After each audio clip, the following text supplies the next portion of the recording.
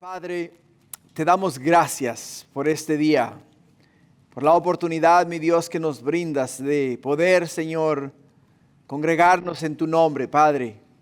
Mi Dios, no hemos venido, Señor, a este lugar a que nos entretengan, ni hemos venido, oh Padre Celestial, a que nos hagan reír. No hemos venido a este lugar, oh Padre mío, a que nos motiven, Señor. Hemos venido a este lugar a que tu Espíritu nos ministre. Oh Padre mío, a que nos enseñe las cosas que tú has dejado en tu palabra como verdad, mi Dios, para que alineemos nuestros pensamientos con tus pensamientos, nuestros caminos con tus caminos, Padre, y que nuestra vida refleje tu gloria en este mundo y que todos aquellos que nos miren te puedan mirar a ti alto y sublime. Gracias, Padre. Ahora, Señor, en tu palabra y a través de ella, ministranos a nosotros, tu pueblo. Santo Espíritu, habla con denuedo, con autoridad.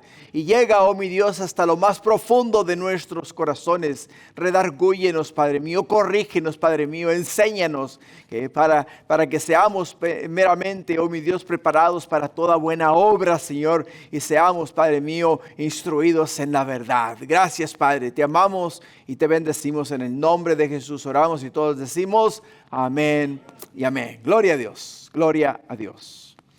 El tema de hoy, hermanos, es el corazón del siervo de Dios. El corazón del siervo de Dios es el tema que vamos a estar tocando el día de hoy. Y hermanos, vivimos en un mundo donde el liderazgo muchas veces se basa en poder. Se basa en poder, control o ego. Pero el servicio a Dios o el siervo de Dios tiene que ser diferente. ¿Por qué? Porque nosotros hemos sido llamados, hermanos, a trabajar para la obra de Dios con un corazón tierno, con un corazón sacrificial y con un corazón ejemplar.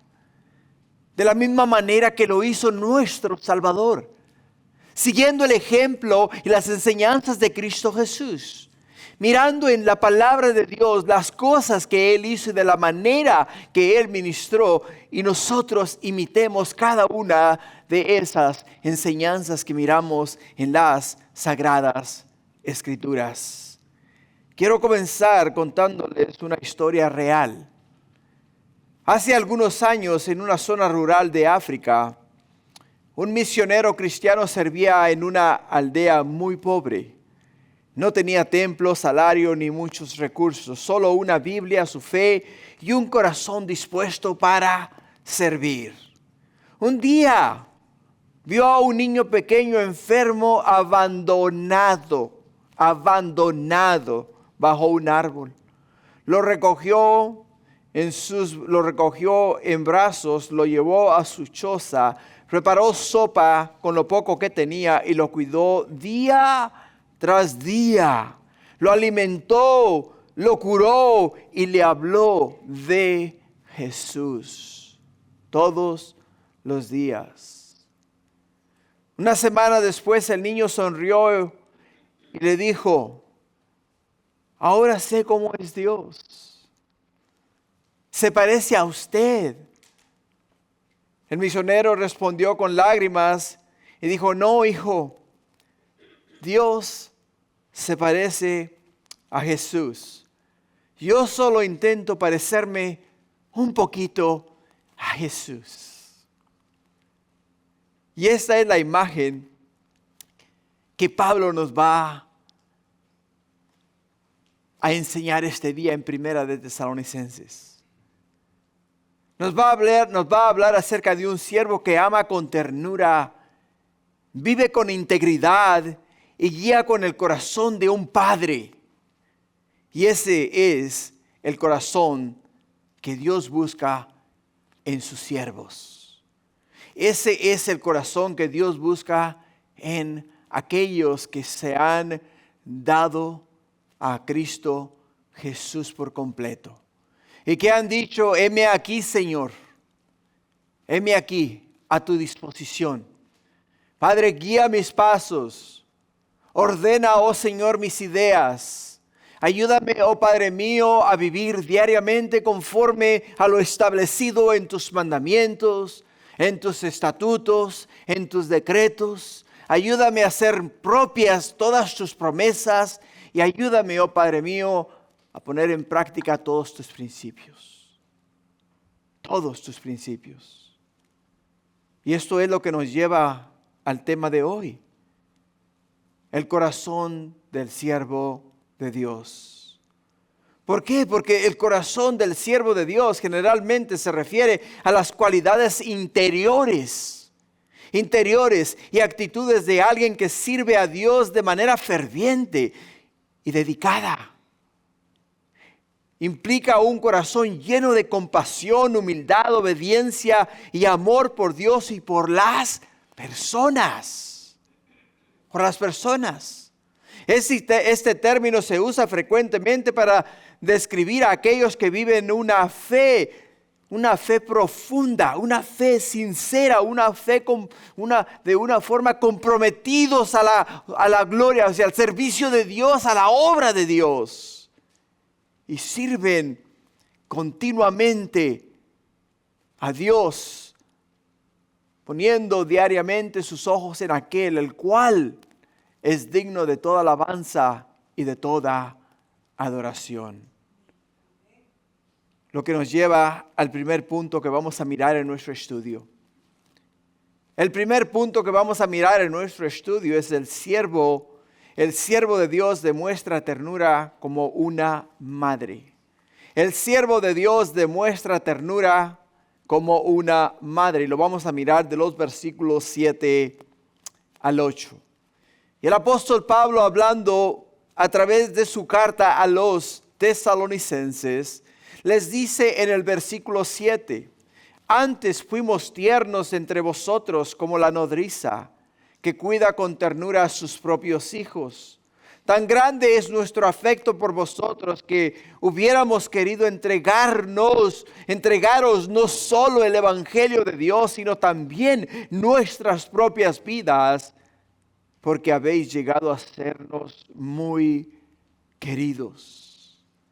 Habéis llegado a sernos muy queridos.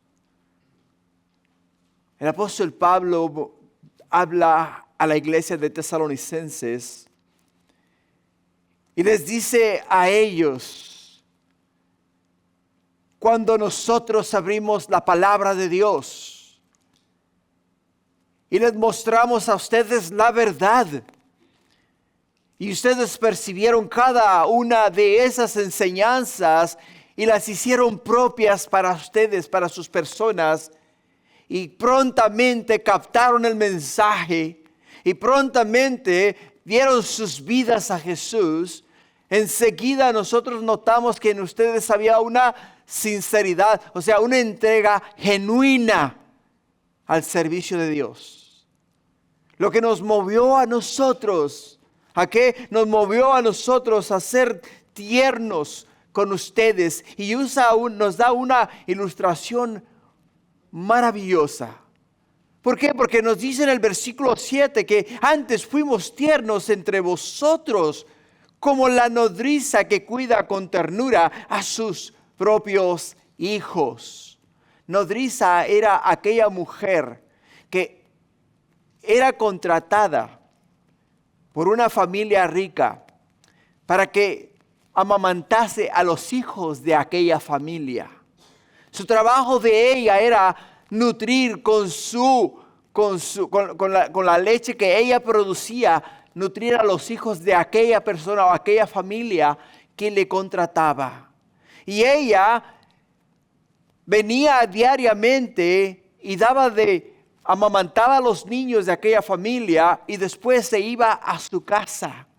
Cuando llegaba ella a su casa, llegaba drenada.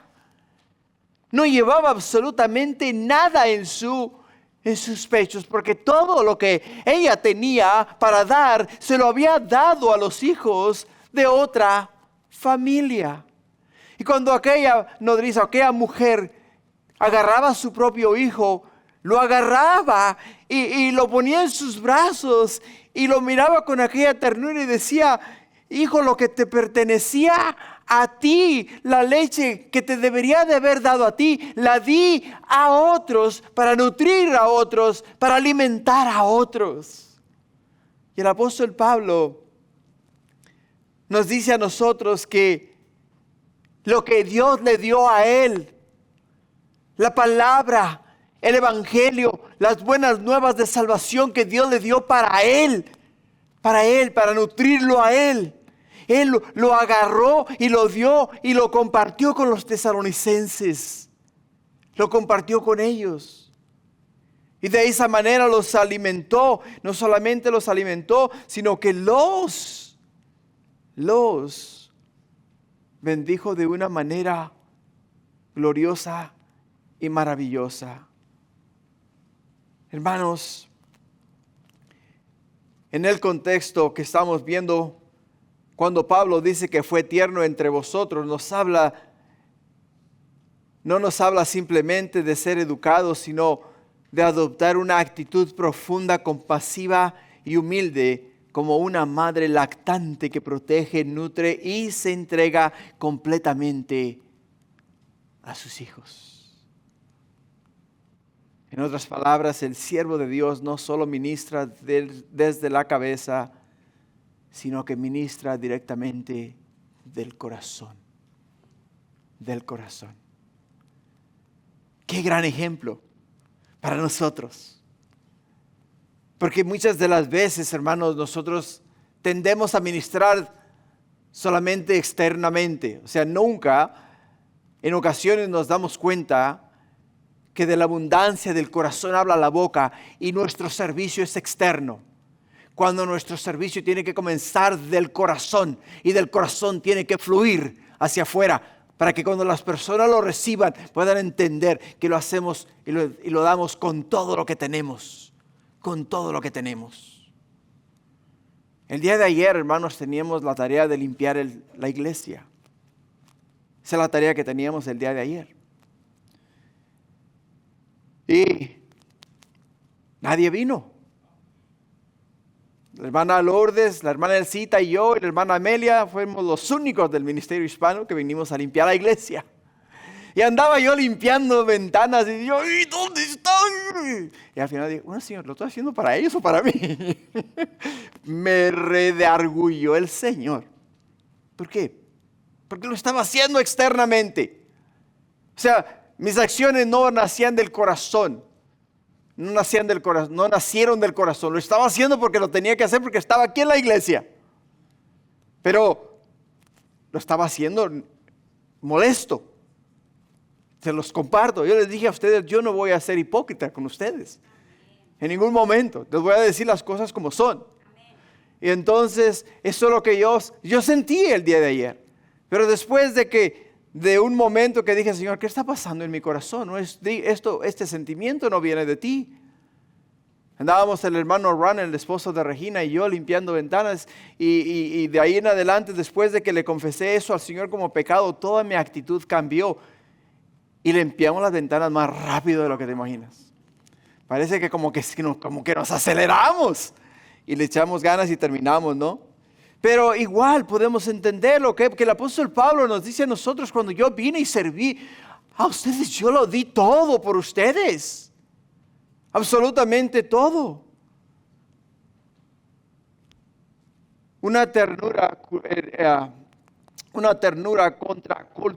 contracultural nos habla de cuando una persona en general, o sea, un jefe o un líder es duro y no hace lo que agrada a Dios. Por ello, cuando iniciamos el servicio, hablamos acerca de que el día de hoy, hermanos, vivimos en un mundo donde el liderazgo muchas veces se basa en el poder, el control y el ego. El liderazgo del día de hoy se basa en el poder, el control y el ego. ¿Por qué? Porque ahora a mí me gusta controlar el asunto. A mí me gusta controlar el asunto. A mí me gusta ser el jefe. A mí no me gusta que me den órdenes. A mí me gusta dar órdenes. Y ese no es el corazón del siervo al cual el Señor nos ha llamado a nosotros ser. El apóstol Pablo claramente nos dice, fuimos tiernos entre vosotros como la nodriza que cuida con ternura a sus propios hijos. En el versículo 8 también nos dice, hubiéramos querido entregaros no solo el evangelio de Dios, sino también nos hubiese placido daros a vosotros nuestras vidas. Nuestras vidas. Pablo y Bernabé llegaron a la ciudad de Listra, una comunidad pagana sin base judía, y allí Pablo padeció el evangelio, o sea, lo predicó y lo padeció también. ¿Por qué, hermanos? Porque el apóstol Pablo ahí en Listra hizo un milagro, sanó a un hombre cojo. Y después de sanar a este hombre cojo, ¿qué es lo que pasa? Los de Listra le miraron a él como un Dios. Y querían ofrecer sacrificio a él, o sea, ofrecerle sacrificio. Y después de que el apóstol Pablo dijo a ellos, no, un momento, nosotros, tanto Bernabé como yo, somos hombres como lo son ustedes, somos gente de carne y hueso, tenemos debilidades, somos tan pecadores como lo son ustedes. No nos ofrezcan sacrificio a nosotros. Y no dejaron que les ofrecieran sacrificio a ellos. Pero se levantaron unos judíos en Listra en contra del apóstol Pablo y pasó de ser un Dios a ser ¿qué? A ser un enemigo del pueblo. En Listra fue donde apedrearon al apóstol Pablo y lo dejaron por muerto. Pero el apóstol Pablo, después de ser apedreado, después de ser dejado tirado por muerto, ¿qué es lo que hace? Se levanta, se sacude el polvo y se prepara y se va y les da una predicación antes de irse a la siguiente ciudad.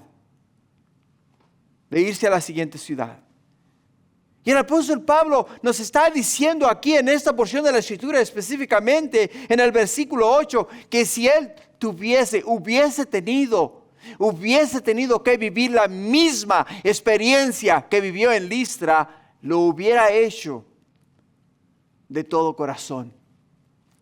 Lo hubiera hecho de todo corazón. O sea, él hubiese preferido morir si hubiese sido necesario con tal de que ellos escuchasen el evangelio, escuchasen la palabra de Dios. Y para mí eso es una gran enseñanza, hermanos.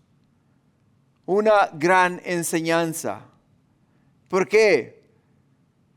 Porque me habla a mí de un siervo que literalmente estaba dispuesto a darlo todo.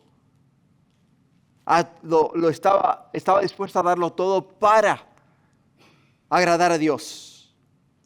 Para agradar a Dios. Y me puso a mí, mientras estaba estudiando este mensaje, dije, Señor,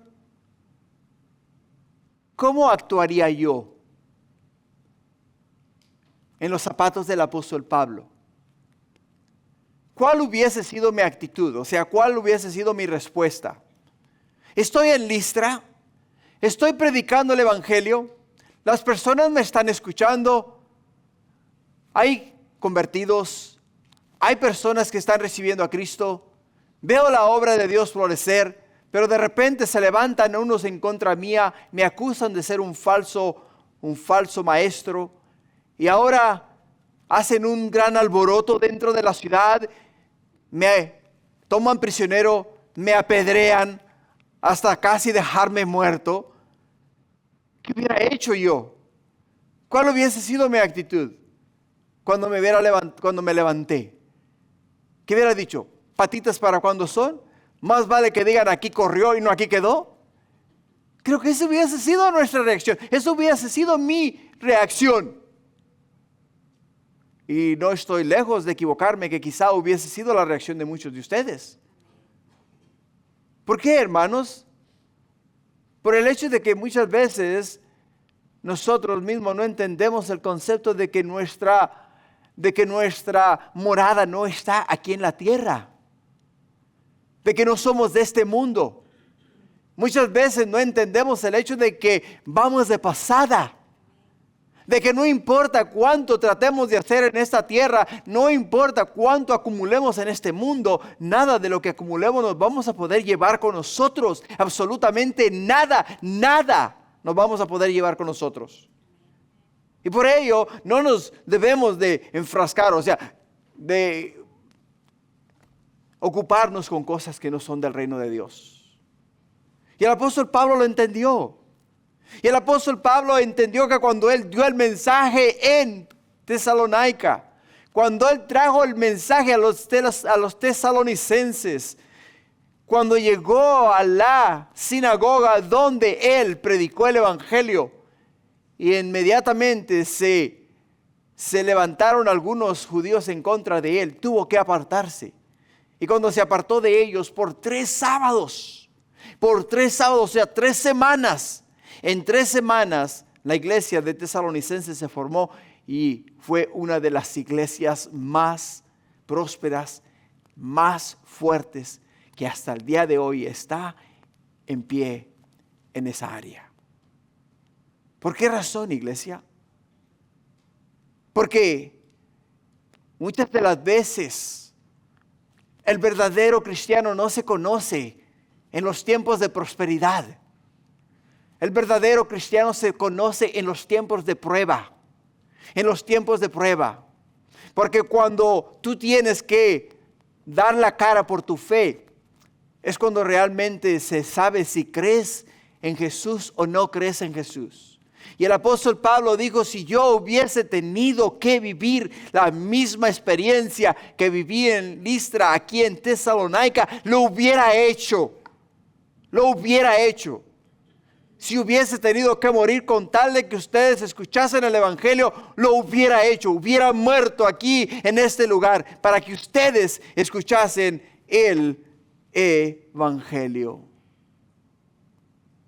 Y ese debe de ser el corazón de un siervo de Dios. Ese debe de ser nuestro corazón si somos siervos de Jesús. Porque Jesús mismo nos dice a nosotros, si alguno quiere venir en pos de mí, tome su cruz cada día y sígame. En aquellos entonces, todo aquel que era visto cargando una cruz, sabían que ese iba a la muerte. Iba a la muerte. O sea, le iban a crucificar en esa cruz. Y para poder nosotros realmente ser siervos de Dios, tenemos que morir a nosotros mismos. Porque mientras no muramos a nosotros mismos, mientras sigamos viviendo para nosotros, nuestra carne, nuestros deseos, nuestro ego se va a imponer en nuestro servicio a Dios. Y vamos a tener esa lucha interna continuamente. Ahora, cuando estamos dispuestos a darlo todo por la obra de Dios, hermanos, no va a haber absolutamente nada, ningún obstáculo en el camino.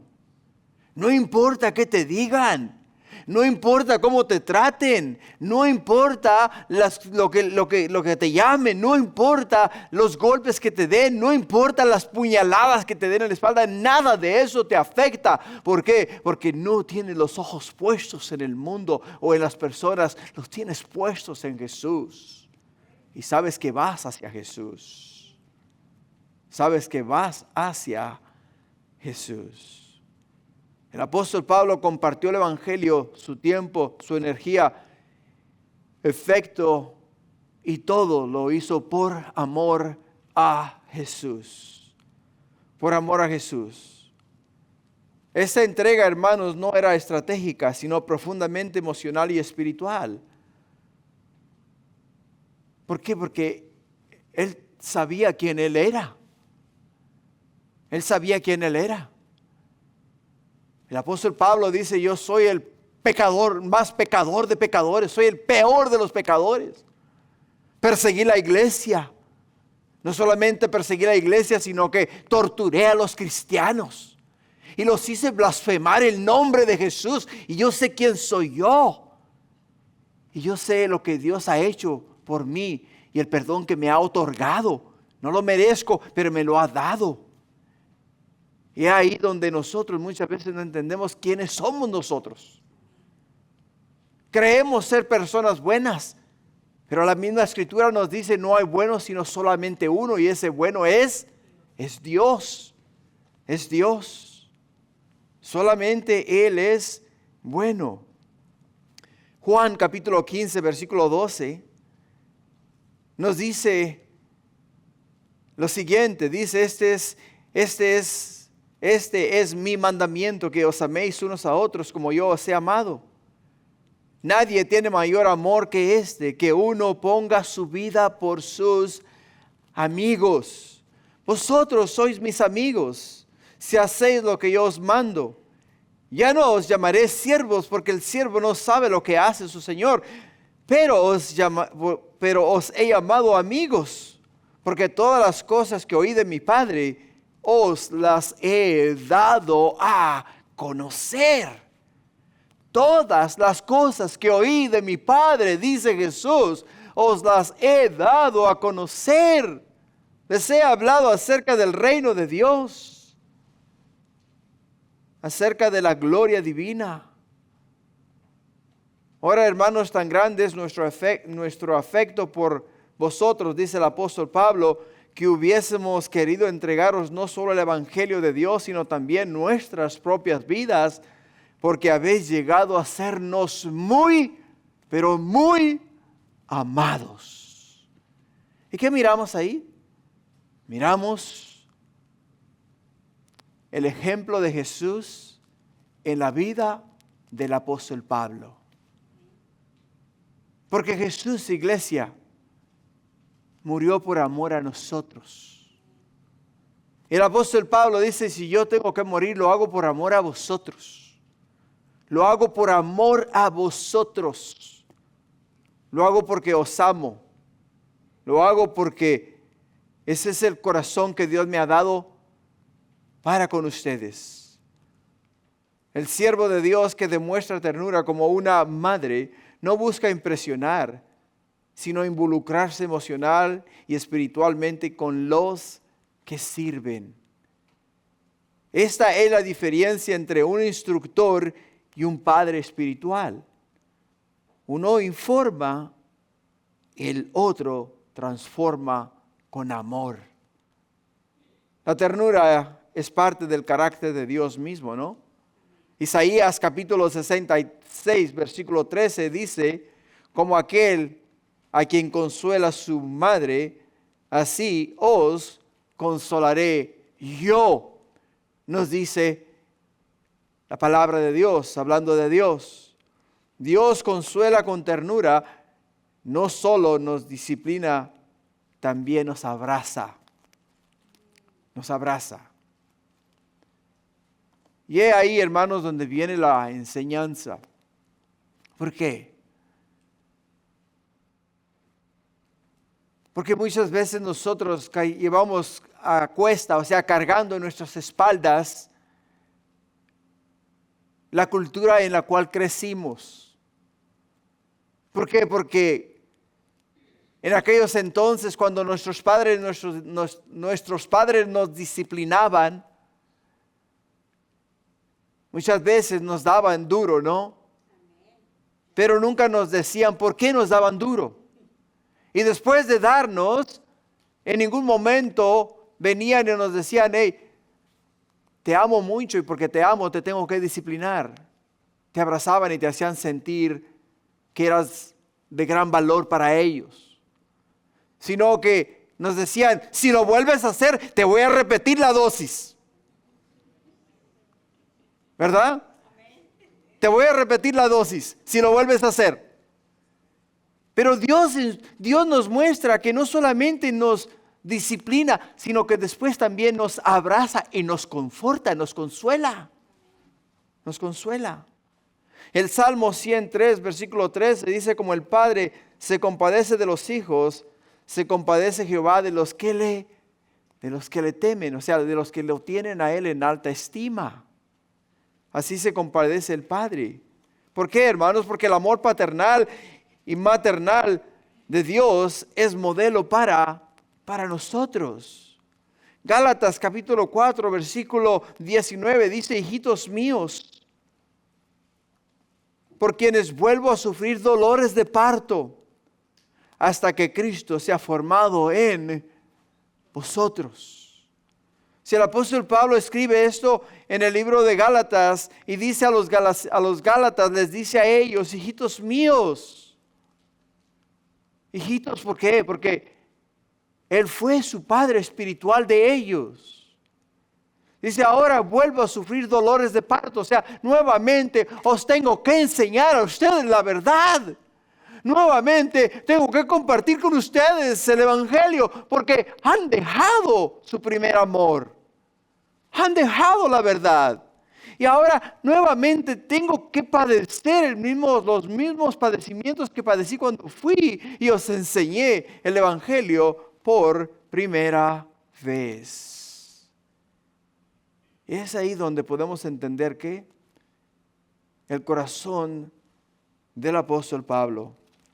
¿Por qué? Porque no solamente nos dice a nosotros que ellos eran muy amados, sino que Él estaba dispuesto a todo por ellos. Estaba dispuesto a todo por ellos. El día de hoy, iglesia, diariamente se están yendo al infierno miles y miles y miles, millones de almas. Y nosotros tenemos la cura para esa enfermedad. Se llama evangelio. Y las personas necesitan escuchar el evangelio.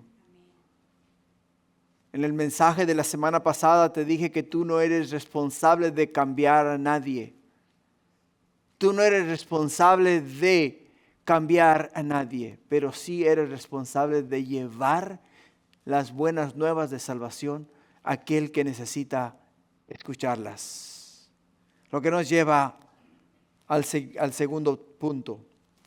El segundo punto, hermanos, es: el siervo de Dios vive con integridad delante de los hombres y de Dios. El siervo de Dios vive con integridad delante de los hombres y de Dios.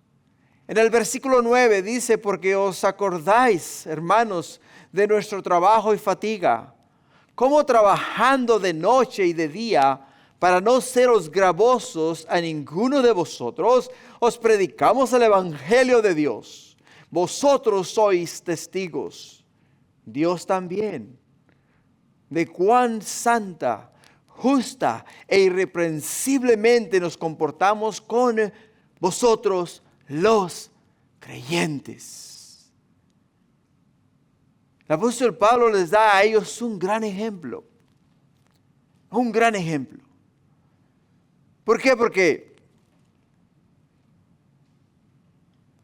cuando el Señor a mí por primera vez me trajo a lo que es el ámbito del cristianismo, estaba trabajando en la casa de mis suegros, ahí donde conocí a mi esposa. Y ellos, pues, cristianos de toda la vida. Y mi esposa me invitó a la iglesia. Le digo: ¿qué? ¿Yo a la iglesia evangélica? Ni de sueño. No, eso no es para mí. Le digo: ¿por qué? Porque todos los pastores son una bola de ladrones y terminé siendo pastor. Porque todos ellos, le digo, lo único que quieren es el dinero de la gente. Es lo único que buscan. Lo único que quieren es el dinero de la gente. Y lo único que desean es que tú les des el dinero para entonces ellos irse a comprar un Cadillac, comprarse el carro del año, tener unas casonas bien bonitas. Y nosotros los que vamos a la iglesia les estamos dando para que paguen todo eso. Digo: no, olvídate, eso no trabaja conmigo. Pero el apóstol Pablo dice: yo no quería que ninguno de ustedes tesalonicenses tuviesen esa misma impresión que Tony tenía de los pastores evangélicos. Y dice: por ello, yo me di a la tarea de trabajar con mis propias manos. Trabajar con mis propias manos todo el día y por la noche enseñar a vosotros las escrituras, la palabra de Dios, para que ninguno de ustedes dijese que Pablo vino acá, a Tesalónica, a explotarlos, a quitarles a ustedes su dinero. En ningún momento. Y yo le doy gracias a Dios porque mi servicio al Señor, hermanos, no es recompensado por la iglesia en lo absoluto. A mí no se me paga ni un solo centavo de lo que yo hago para la obra de Dios. Nada. Absolutamente nada. Yo tengo un trabajo secular y de mi trabajo secular diezmo de todo lo que Dios me da. No solamente diezmo, sino ofrendo cuando tengo que ofrendar. Y lo hago con gozo, lo hago con gusto. ¿Por qué, iglesia? Porque el Señor me da no solamente la bendición y la oportunidad de compartir su palabra, sino de ver la manera en la cual Él me bendice a mí. ¿Cómo no falta pan en mi mesa en ningún momento? ¿Cómo hay abundancia de todo en mi hogar? ¿Por qué? Porque mi Padre me ha prometido abrir las ventanas de los cielos y derramar bendiciones sobre mi vida hasta que sobreabunden. ¿Por qué? Porque estoy sirviendo a mi Dios de todo corazón. Y el apóstol Pablo nos muestra lo mismo. Dice, porque os acordáis, hermanos, de nuestro trabajo y fatiga. O sea, trabajaban hasta no poder más. Trabajaban hasta el cansancio. Dice, como trabajando de noche y de día, para no seros gravosos a ninguno de vosotros, os predicamos el Evangelio. El Evangelio. La palabra fatiga en griego es kopos. La palabra trabajo es kopos y la palabra fatiga es mostos. Y hablan de un esfuerzo duro, constante y desgastante, casi al punto del agotamiento físico. Pablo predicaba el Evangelio. Pablo trabajaba hasta casi el agotamiento físico y también predicaba el Evangelio. Predicaba el Evangelio. Y no solamente predicaba el Evangelio, sino que los que lo escuchaban, lo miraban a él trabajar arduamente, lo miraban comportarse como un verdadero siervo de Dios que no estaba ahí para tomar ventaja de nadie en lo absoluto. De nadie en lo absoluto. Y esta actitud revela, hermanos, el carácter de un siervo verdadero. ¿Por qué? Porque no busca comodidad, sino oportunidad para servir. No usa el ministerio como plataforma para recibir, sino como altar para entregar. Como altar para entregar. Segunda de Tesalonicenses, capítulo 3, versículos 7 y 9. Nos dice el apóstol Pablo más adelante, dice, ni comimos de balde el pan de nadie, sino que trabajamos con afán y fatiga día y noche, no porque no tuviésemos derecho, sino para daros ejemplo. Pablo renunció a sus derechos, ¿de qué? A sus derechos de ministro de Dios. Renunció a sus derechos de ministro de Dios. Como ministro, a los que ministraba, podía, recibir de ellos alguna compensación. Y dijo, no, yo no quiero nada. No quiero que me den nada, no quiero que me den absolutamente nada, porque no quiero que ninguno de ustedes vaya a crear en sus mentes un concepto equivocado de el propósito de mi visita a Tesalónica. Hermanos, un líder maduro sabe que a veces es mejor sacrificar un privilegio que dañar una conciencia. Es mucho mejor sacrificar un privilegio que dañar una conciencia. ¿Por qué, hermanos? Porque hay que evitar ser tropiezo. Hay que evitar ser tropiezo. El apóstol Pablo no quería que lo vieran como un predicador interesado en dinero. El apóstol Pablo no quería que la gente pensara que el evangelio era una excusa para enriquecerse, como lo es el día de hoy para muchos pastores. Para muchos pastores. Iglesias, tú sabes que hay una manera muy fácil de manipular las mentes de las personas. Un poquito de psicología en el mensaje puede hacerte a ti soltar hasta el último centavo que traes en tu bolsillo. Y no solamente eso, sino que sales corriendo al banco a buscar más. ¿Por qué? Porque se usa un poco de psicología, una forma de llegarte al corazón, de tocar tu conciencia y hacerte sentir como que tienes que aportar para el reino de Dios, tienes que aportar para la obra de Dios. Y entonces tú, motivado por aquel mensaje psicológico el cual se te ha dado, entonces lo traes y lo das todo, cuando en realidad lo único que se está usando es artimañas para poderte quitar lo que tienes. El apóstol Pablo no quería eso. El apóstol Pablo no quería que los nuevos creyentes tropezaran con malas impresiones del liderazgo. En otras palabras, la manera como vivimos puede reforzar o destruir el mensaje que predicamos. El ejemplo de todo esto es Cristo Jesús. Jesús nos dice en Marcos capítulo 10, versículo 45, dice, el Hijo del Hombre no vino para ser servido, sino para servir y para dar su vida en rescate por muchos. Jesús nos dice, el Hijo del Hombre no vino para ser servido. Entiende quién es Jesús. Jesús es el Hijo de Dios. Jesús es el creador de los cielos, la tierra y todo lo que en ellos hay. Jesús es el que te formó a ti en el vientre de tu madre. Es el que sopló aliento de vida en tu nariz.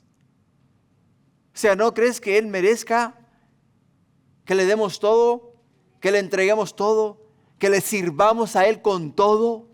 Más nos dice a nosotros que Él no vino acá al mundo para ser servido, sino para servir, dejándonos ejemplo a seguir.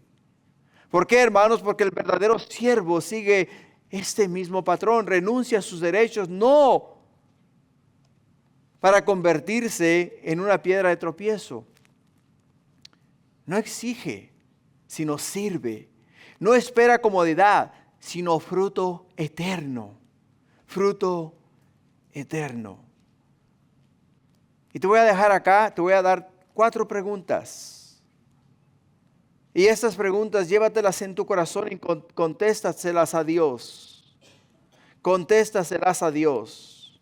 La primera pregunta que te voy a hacer, que vas a llevarte en tu corazón y se la vas a contestar a Dios, es: ¿estamos dispuestos a trabajar extra para no ser piedra de tropiezo? La 2, ¿o esperamos reconocimiento, compensación y un trato especial? La 3, ¿nuestras decisiones como siervos fortalecen o debilitan la confianza de la gente en el Evangelio? Y la 4, ¿luchamos por la causa de Cristo aunque implique fatiga, esfuerzo económico o sacrificio personal? Esas 4 preguntas no me las contestes a mí. Contéstatelas tú mismo y contéstaselas a Dios. En el versículo 10 dice que vosotros sois testigos, y Dios también, de cuán santa, justa e irreprensiblemente nos comportamos con vosotros. O sea, ellos fueron testigos de la integridad, de la entrega, de la devoción y el servicio que ellos brindaron a la iglesia de Tesalonicenses. Pero no solamente ellos fueron testigos, sino Dios fue testigo también de lo que ellos fueron e hicieron. ¿Por qué, hermanos? Porque su mensaje estaba respaldado con sus acciones. Respaldado con sus acciones. Su ejemplo era visible para los hombres y era aprobado por Dios, porque lo hacían con un corazón íntegro, con una entrega y devoción entera, o sea, total. No había en ellos hipocresía, lo hacían de todo corazón. Ahora, como aplicación personal, ¿es nuestra vida un testimonio silencioso del Evangelio? Como aplicación personal, ¿es nuestra vida, hermanos, un testimonio silencioso del Evangelio? Los que nos conocen a nosotros pueden decir lo mismo de nosotros. Los que nos conocen a nosotros pueden dar testimonio de nosotros de la misma manera que lo dieron del apóstol Pablo. Dios se puede sentir orgulloso de nosotros de tal manera que cuando el diablo llegue al cielo le pueda decir: ¿no has considerado a mi siervo Tony? ¿O no has considerado a mi siervo Humberto? ¿No has considerado a mi siervo Juan? Etcétera. Pon tu nombre ahí. ¿Por qué? Porque nos movemos en integridad, caminamos en devoción a Dios, vivimos nuestra vida de una manera que honra el nombre de Dios y en ningún momento mancillamos su nombre. ¿Se pudiera decir lo mismo de la misma manera que el apóstol Pablo lo pone acá? Ahora veamos el tercer punto. En el tercer punto dice: el siervo de Dios guía como un padre a sus hijos. El siervo de Dios guía como un padre a sus hijos. Y en el versículo 11 dice: así como también sabéis de qué modo, como el Padre a sus hijos, exhortábamos y consolábamos a cada uno de vosotros. Y os encargábamos que anduvieseis como es digno de Dios, que os llamó a su reino y gloria. Y gloria. Ahora, hermanos, acá vemos un Pablo con un corazón paterno, con un corazón de padre. Después de usar una imagen maternal en el versículo 7, Pablo ahora usa una imagen paternal en el versículo 11, como el padre a sus hijos. En el mundo greco-romano, el padre era visto como una figura de formación, corrección y afirmación, no solo como autoridad. Pero Pablo se presenta no como un jefe, ni un capataz, ni un juez, sino como un padre espiritual con tres funciones claves. Con tres funciones claves. La primera nos dice: os exhortábamos. Os exhortábamos. La palabra en griego es para kaleo. Es la palabra exhortábamos en griego y significa llamar llamar al lado de uno, o animar, motivar o rogar. Es lo que significa. Y Pablo dice: no solamente os caminábamos con vosotros, sino que os animábamos, os motivábamos, nos los motivábamos y también les rogábamos que se mantuviesen en la verdad, que se mantuviesen en el camino a la vida eterna. La segunda exhortación: os consolábamos, dice el apóstol Pablo.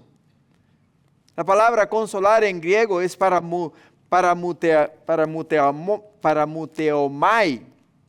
Implica consolar en el dolor, animar al que está afligido. No todo es corrección. A veces el alma necesita abrazos antes que instrucción. Antes que instrucción. Ahora, entiende algo. El apóstol Pablo abre su carta y nos dice a nosotros que los tesalonicenses recibieron el mensaje en el medio de gran tribulación. Recibieron el mensaje en el medio de gran tribulación. ¿Por qué? Porque el momento que llega el apóstol Pablo a Tesalónica, el momento que comienza a predicar el evangelio, inmediatamente se levantó el grupo de los judíos en contra del apóstol Pablo.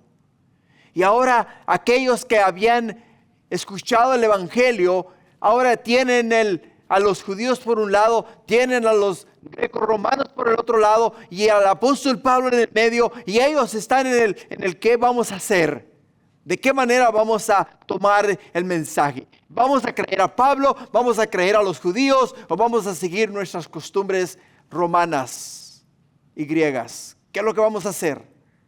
¿Qué es lo que vamos a hacer?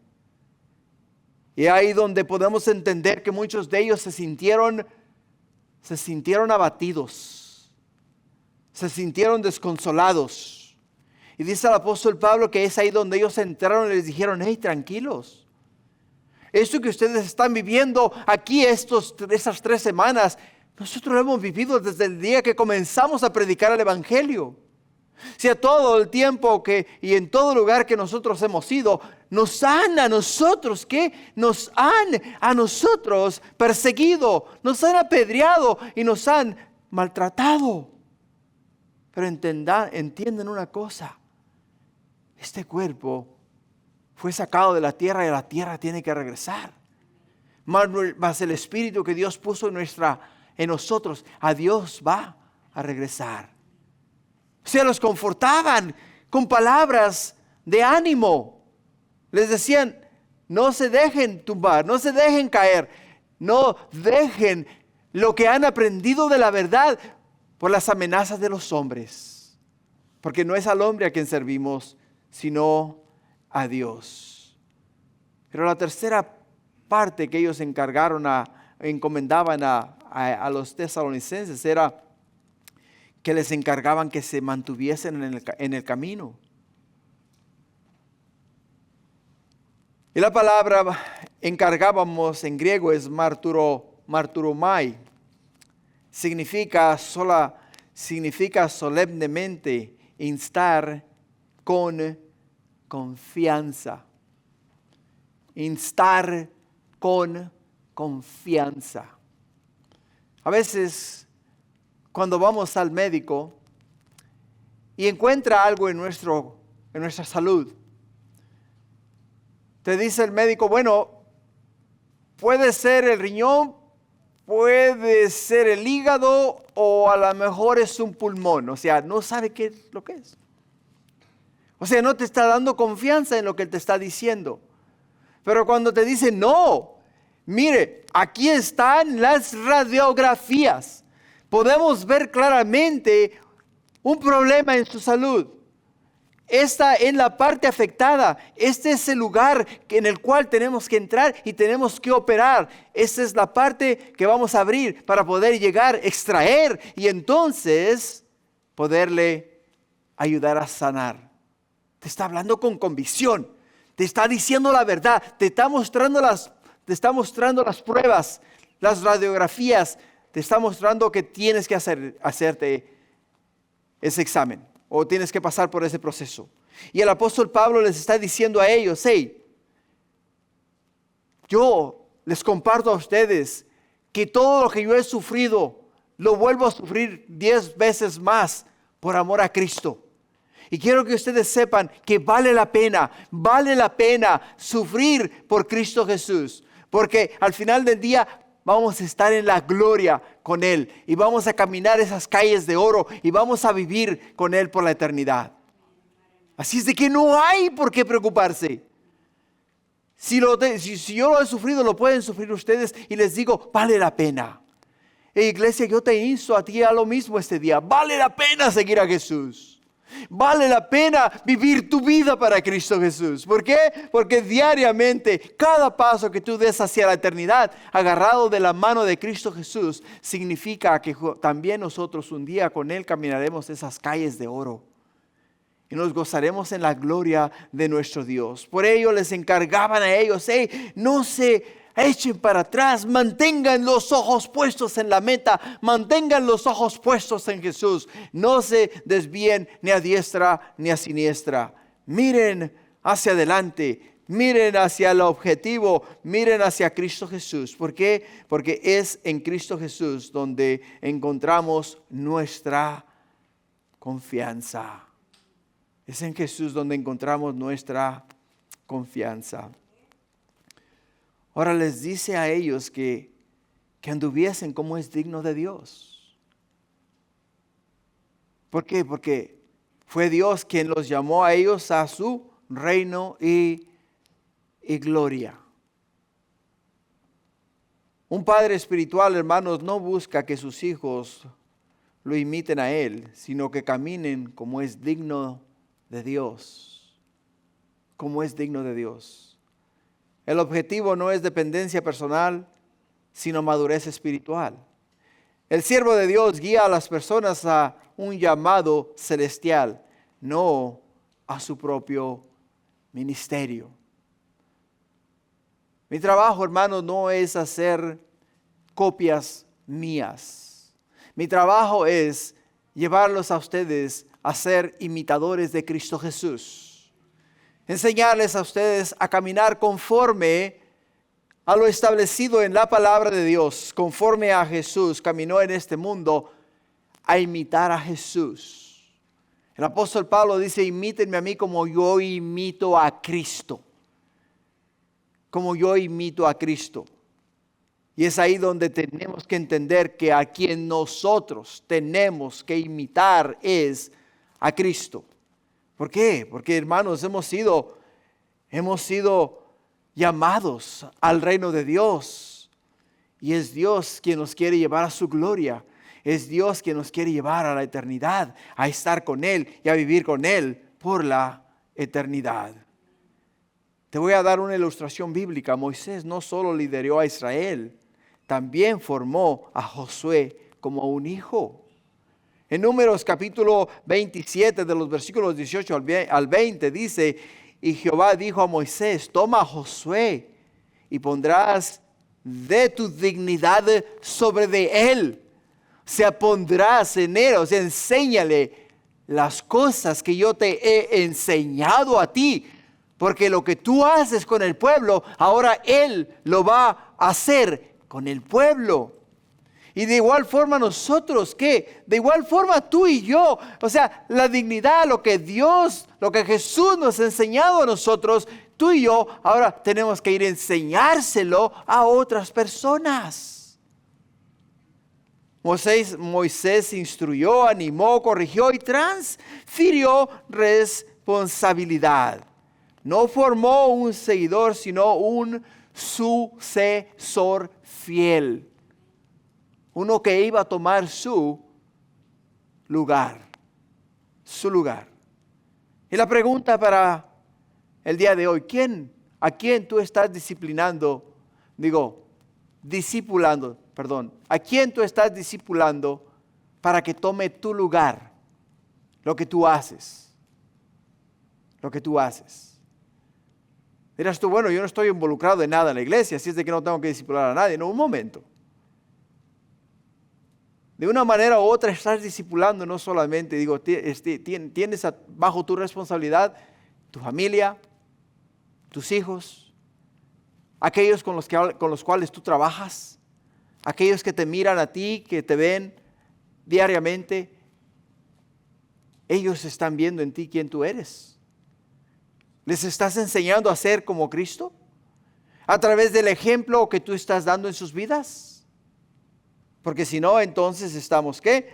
Estamos fallando.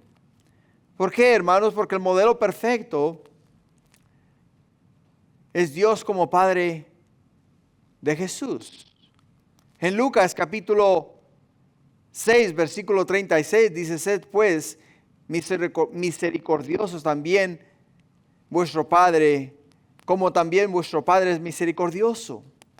Y en Hebreos capítulo 12, versículo 6 dice, porque el Señor al que ama disciplina y azota a los que recibe por hijos. Azota a los que recibe por hijos. Así es de que, iglesia, el siervo de Dios imita a Dios Padre con amor tierno, que es gracia, con corrección sabia, que es verdad, con visión de eternidad, que es el llamado que tenemos nosotros a seguir. Y como aplicación personal, ¿estamos siendo padres espirituales o simplemente instructores? ¿Qué estamos siendo?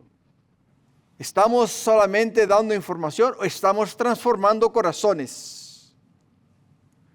¿Buscamos formar discípulos o seguidores emocionales?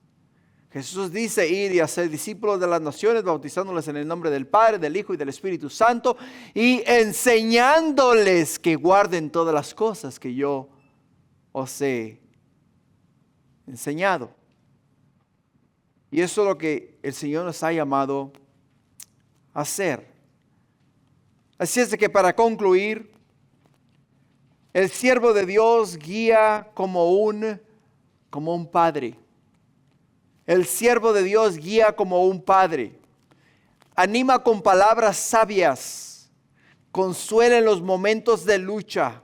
Encarga un camino de santidad con autoridad espiritual. No forma personas dependientes, sino hijos maduros para el reino y la gloria de Dios. Y esa, iglesia, es la tarea más noble del ministro: formar hijos para Dios. No solo miembros para una iglesia. Porque Pablo formó hijos para Dios, no hijos para formar una iglesia. Amén. Gloria a Dios. Ponte de pie, vamos a orar.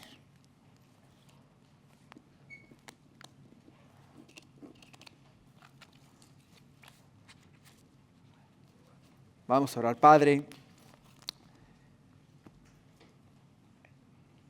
te damos gracias, mi Dios, porque el siervo de Dios es aquel que, oh Padre mío, está dispuesto a darlo todo y entregarlo todo, Señor. Y, oh Padre mío, no busca ser servido, sino servir. No busca ser reconocido, sino elevar tu nombre y exaltarte a ti.